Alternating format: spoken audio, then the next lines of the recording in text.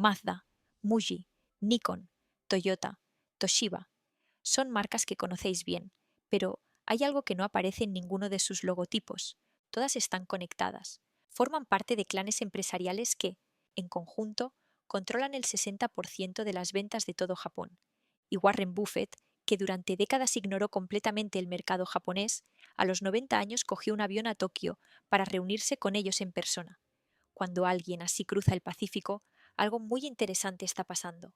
Hoy os explico qué son estos clanes, cómo funcionan por dentro y por qué os importa tanto si estáis en Latinoamérica como si estáis en España. Todo empieza en el siglo XIX. En 1868, Japón se despierta de golpe y descubre que el mundo occidental ya lleva décadas de ventaja industrial. La respuesta del gobierno es clara. Necesitamos grandes empresas y las necesitamos ya. Así nacen los Zaibatsu, que en español podéis traducir como clanes financieros familiares. Los cuatro grandes fueron Mitsui, Mitsubishi, Sumitomo y Yasuda. Cada uno empezó en un sector distinto. Mitsubishi en el transporte marítimo, Sumitomo en la minería, Mitsui en el textil, Yasuda en las finanzas. Fijaos en la estructura. Una familia en el centro, una empresa holding arriba y decenas de empresas de todos los sectores colgando por debajo, como un paraguas gigante. Si os suena, es porque en Corea del Sur pasó exactamente lo mismo con los Chaebol, los Samsung, los Hyundai. Pero aquí viene el primer giro. Cuando Japón pierde la Segunda Guerra Mundial, Estados Unidos llega con sus propias ideas sobre cómo debe organizarse una economía, y lo que ve no le gusta nada. Para los americanos, los Zaibatsu eran las garras del militarismo japonés. Eran los que fabricaban los tanques, los barcos, los aviones. Así que en los años 40 imponen la disolución, eliminan la empresa holding de arriba, obligan a las familias a vender sus activos. El paraguas queda sin palo central. Pero hay un problema. Las relaciones de negocio que llevan décadas construidas no desaparecen con un decreto. Los lazos seguían ahí. En los años 50, con la Guerra Fría en marcha y Estados Unidos mirando para otro lado, los directivos de las empresas antiguas empezaron a quedar para comer. Literalmente, cada grupo tenía su propio club de presidentes. Mitsubishi se reunía los viernes. En japonés, viernes se dice kinyobi, así que se llamaron el club del viernes. Mitsui quedaba los jueves, el club del jueves. No hay mucha poesía en los nombres, pero tampoco la necesitaban.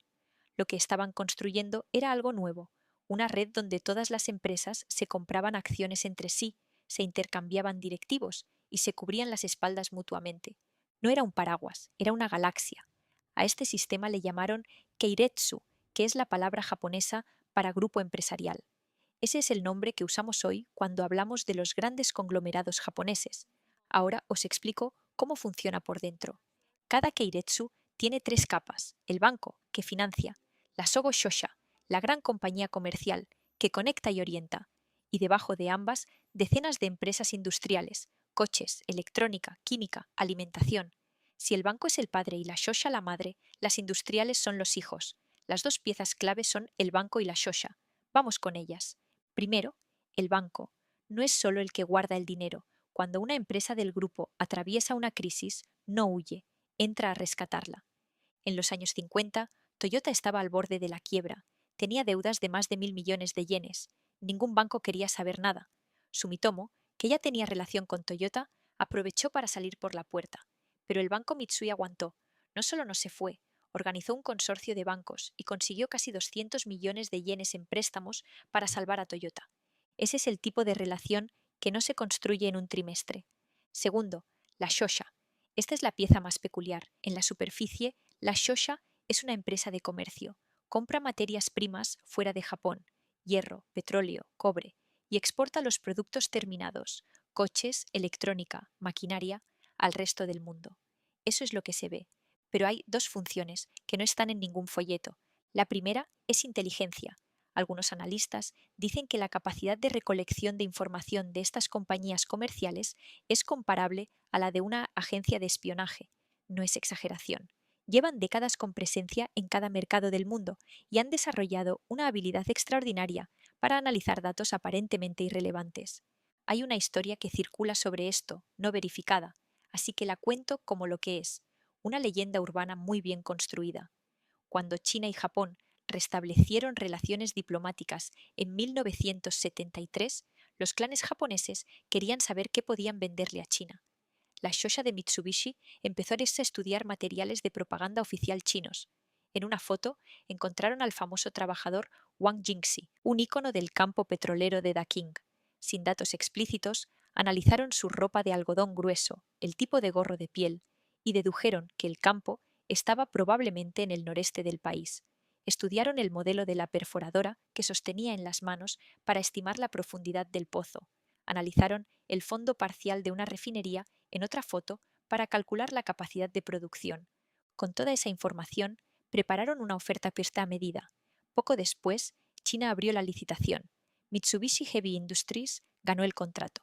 Pero la lógica detrás de la historia sí es real. La segunda función oculta es la inversión.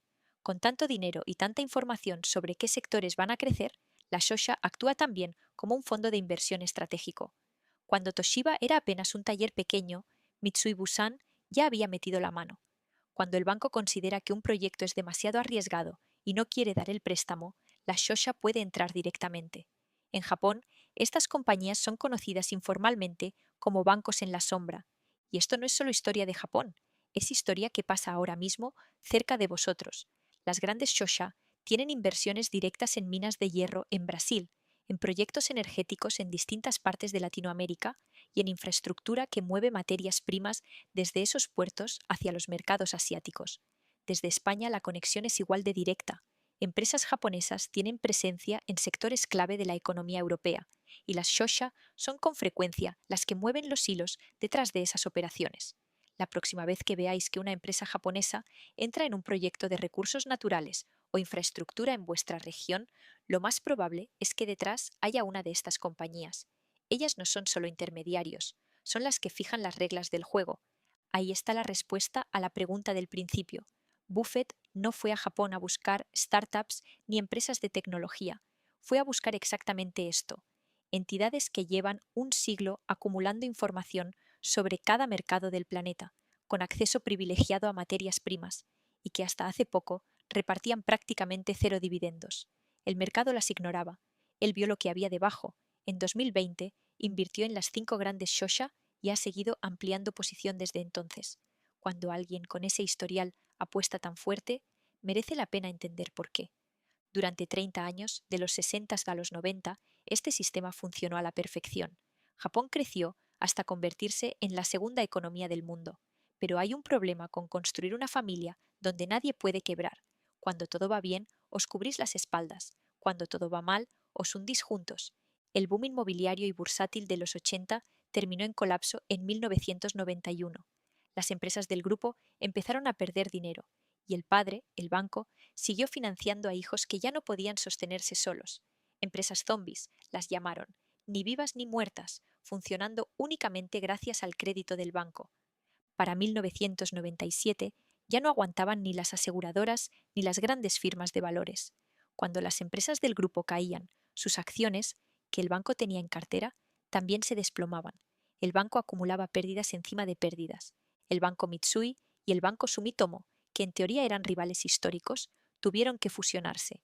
Mitsubishi Bank absorbió a otros 3 bancos y se transformó en lo que hoy conocéis como MUFG, el banco más grande de Japón. La regulación llegó después. En 2001, una nueva ley limitó directamente cuántas acciones podía tener un banco en empresas del grupo. Al mismo tiempo, los inversores extranjeros, que no tenían ninguna lealtad familiar que mantener, empezaron a exigir dividendos. Su lógica era simple: si no repartes beneficios, ¿para qué voy a invertir en vosotros? El resultado fue que las participaciones cruzadas dentro de los Keiretsu pasaron de más del 30% en los años 90 a menos del 10% en 2017. ¿Pero fue esto malo para Japón? Probablemente no. El sistema antiguo tenía un problema estructural. Los mejores talentos del país iban todos a los grandes bancos y las grandes Shosha. ¿Por qué arriesgarte a montar una empresa si puedes subir al barco de un Keiretsu y tener trabajo de por vida? Con la caída de ese sistema, apareció espacio para algo nuevo. Masayoshi Son, fundador de SoftBank, vio que los Keiretsu no entendían Internet.